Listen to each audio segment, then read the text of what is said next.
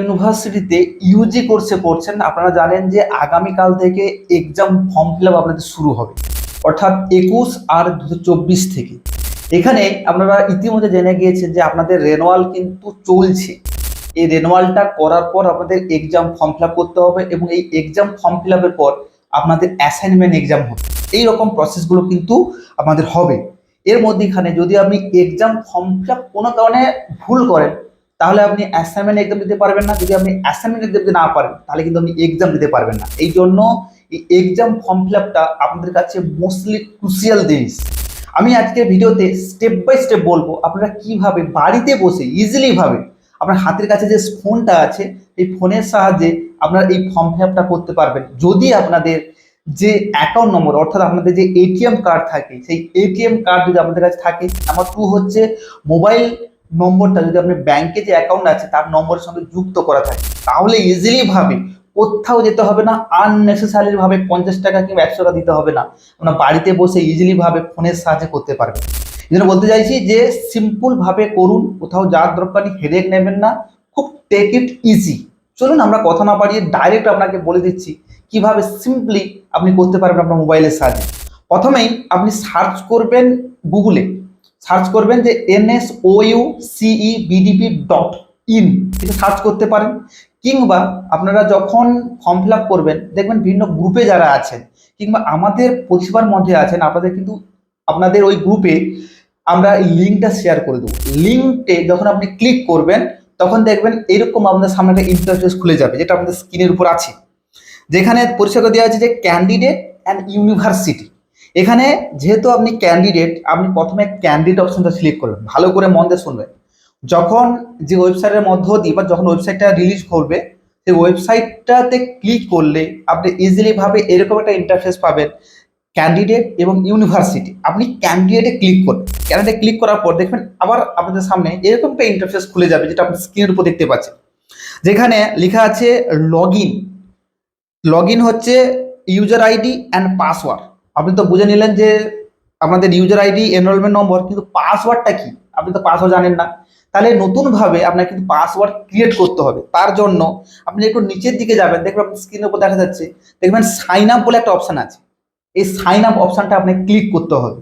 Sign up option যখন click করবেন, আপনাদের স্ক্রিনের উপর দেখুন একটা বড় একটা ফর্ম ওপেন হয়ে যাবে।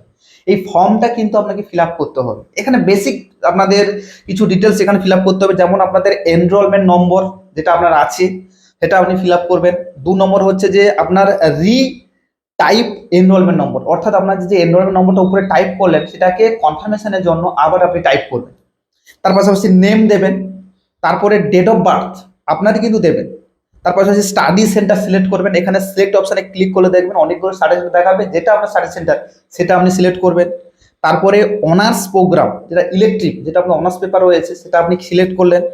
রেজিস্টার মোবাইল নম্বর এখানে দেবেন, যে মোবাইল নম্বরটা আপনার মেন মোবাইল নম্বর সেটা আপনি দেবেন। তার পাশাপাশি টাইপ রেজিস্টার মোবাইল আপনাকে আবারই টাইপ করতে হবে, অর্থাৎ পুনরায় আপনাকে ওই মোবাইল নম্বরটা দিতে হবে। অল্টারনেটিভ মোবাইল নম্বর এরপরে আপনাকে দিতে হবে। তার পাশে আবার আপনাকে রিটাইপ করতে হবে, আবার পুনরায় অল্টারনেটিভ নম্বর কনফার্মেশনও দিতে হবে। তার পাশে ইমেল আইডি দিতে হবে, আধার নম্বর দিতে হবে এবং এবিসি আই কার্ড। এখানে কিন্তু ভালো করে জেনে নিন, আধার নম্বরটা আপনি পেয়ে যাবেন, কিন্তু এবিসি আই কার্ডটা হচ্ছে যখন আপনি অ্যাডমিশন হয়েছিলেন তখন আপনার ক্ষেত্রে একটা এবিসি আই কার্ড জেনারেট করে দেওয়া হয়েছিল, যেখানে আপনি নিজে অ্যাডমিশন হয়েছেন কিংবা যে কোনো ইনস্টিটিউশনের আন্ডারে আপনি অ্যাডমিশন হয়েছেন, তাদের কাছ থেকে আমি আশা করছি যে এবিসি আই কার্ড নম্বরটা আপনি কালেক্ট করেছেন কিংবা আপনাকে সেন্ড করে দিয়েছে। যদি না কালেক্ট করে থাকেন, যেখানে আপনি ভর্তি হয়েছিলেন ওনাদের কাছ থেকে এবিসি আই কার্ডটা অবশ্যই কালেক্ট করবেন। এখানে এবিসি আই কার্ডটা অপশনাল দিয়েছে, আপনি দিতে পারেন কিংবা না দিতে পারেন, এটা কিন্তু কম্পালসারি স্টার চিহ্ন দেওয়া নেই, আপনি স্ক্রিনের উপর দেখতে পাচ্ছেন। তারপর দেখুন নিচের দিকে আপনাদের দেখুন সাবমিট বলে একটা অপশান আছে। এই সাবমিট অপশান যখন ক্লিক করবেন, তখন আপনার সামনে কিন্তু এরকম একটা ইন্টারফেস চলে আসবে, যেটা আপনি স্ক্রিনের উপর দেখতে পাচ্ছেন। অর্থাৎ তার পাশাপাশি আপনার যে রেজিস্টার মোবাইল নম্বর এবং ইমেল আইডি দিয়েছেন, ওখানে একটা পাসওয়ার্ড চলে যাবে SMS মারফত। আবারও বলছি, যখন আপনি উপরের ফর্মটা ফিল আপ করবেন, তখন যে রেজিস্টার মোবাইল নম্বর আছে কিংবা ইমেল আইডি আছে, ওই ইমেল আইডিতে আপনাদের পাসওয়ার্ড চলে যাবে উইথ এনরোলমেন্ট নম্বর, সেইটা আপনার পাসওয়ার্ড।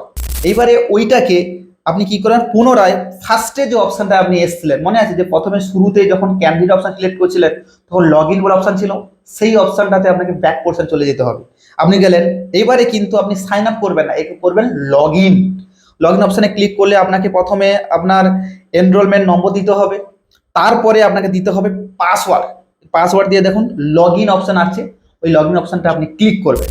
ক্লিক করার পর দেখুন আপনার যাবতীয় ডিটেলস, আপনার ছবি সহ ওখানে কিন্তু শো হবে, যেখানে আপনি স্ক্রিনের উপর দেখতে পাচ্ছেন।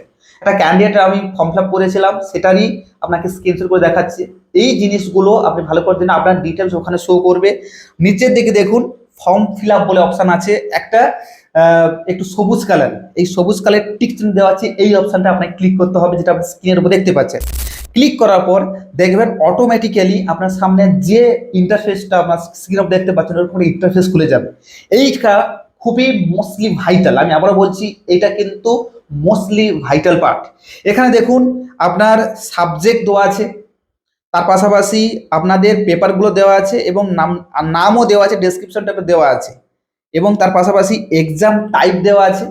এখানে ডান দিকে দেখুন কুলাম দেওয়া আছে, এই যে দেখুন বক্স মতো করা আছে, এটা স্ক্রিনের উপর দেখতে পাচ্ছেন। এই বক্সটাই কিন্তু আপনাকে টিক চিহ্ন মারতে হবে, অর্থাৎ যদি আপনি এই যে সবগুলো বক্সে ক্লিক না করেন বা টিক চিহ্ন না মারেন, ফিল আপ না করেন, তাহলে আপনি পুরো পেপারগুলোতে পরীক্ষা দিতে পারবেন না। আই রিপিট, যে বক্সগুলো বা কুলামগুলো রয়েছে প্রত্যেকটা কুলামে আপনাকে কিন্তু টিক চিহ্ন মারতে হবে। যেই সাবজেক্ট পেপারগুলোতে আপনি টিক চিহ্ন মারবেন না, ওই পেপারগুলোতে আপনি অ্যাসাইনমেন্ট দিতে পারবেন না এবং এক্সামও দিতে পারবেন না।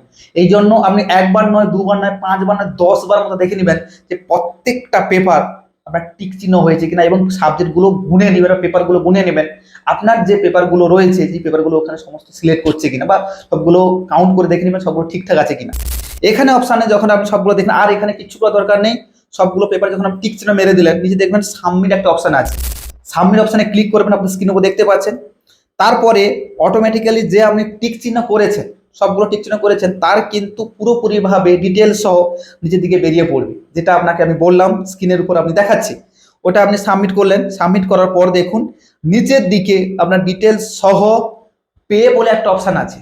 এরপরে দেখুন নিচের দিকে একটা পে বলে অপশান আছে, ওই পে অপশানে আপনাকে ক্লিক করতে হবে। ক্লিক করার পর অটোমেটিক্যালি দেখবেন অনলাইন পেমেন্ট বলে একটা অপশান দেখে দিয়েছে, এখানে সাবমিট করবেন, এখানে অনলাইনে আপনাকে করতে হবে। এরকম একটা স্ক্রিনশট আপনি স্ক্রিনের উপর দেখতে পাচ্ছেন, ওরকম একটা স্ক্রিনশট কিন্তু আপনার সামনে আপনি যখন ফর্ম ফিল আপ করে দেখতে পারবেন। অনলাইন পেমেন্ট অপশানে সাবমিট করবেন, সাবমিট করার পর দেখবেন আপনার পেমেন্ট মেথড খুলে যাবে, অর্থাৎ আপনি যে এটিএম কার্ডের সাহায্যে করবেন, সেই এটিএম নম্বর বসাতে হবে, এক্সপায়ারি ডেট বসাতে হবে, কার হোল্ডার নেম বসাতে হবে, ইয়ার বসাতে হবে, সিভি নম্বর বসাতে হবে। মেক পেমেন্ট বলে অপশানে ক্লিক করবেন, ওখানে অ্যামাউন্ট দেখাবে 1000-1200 টাকা মতো কাটবে।